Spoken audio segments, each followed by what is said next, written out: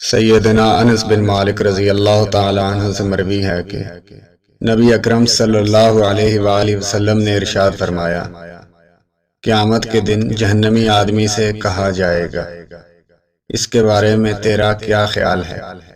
کہ زمین پر جو چیزیں بھی ہیں، کیا تو اس عذاب سے بچنے کے لیے وہ فدیے میں دے دے گا؟ وہ کہے گا جی ہاں۔ اللہ تعالی ارشاد فرمائیں گے، میں نے تو تجھ سے اس سے بھی آسان چیز کا مطالبہ کیا تھا۔ میں نے تجھ سے یہ عہد لیا تھا جب کہ تو آدم علیہ السلام کی پیٹھ میں تھا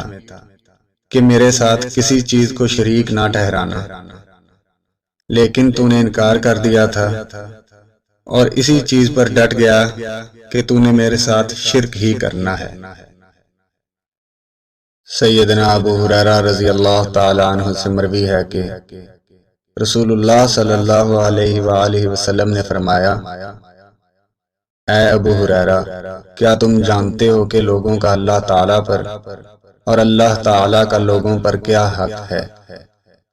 میں نے کہا جی، اللہ اور اس کا رسول ہی بہتر جانتے ہیں۔ آپ صلی اللہ علیہ وآلہ وسلم نے فرمایا،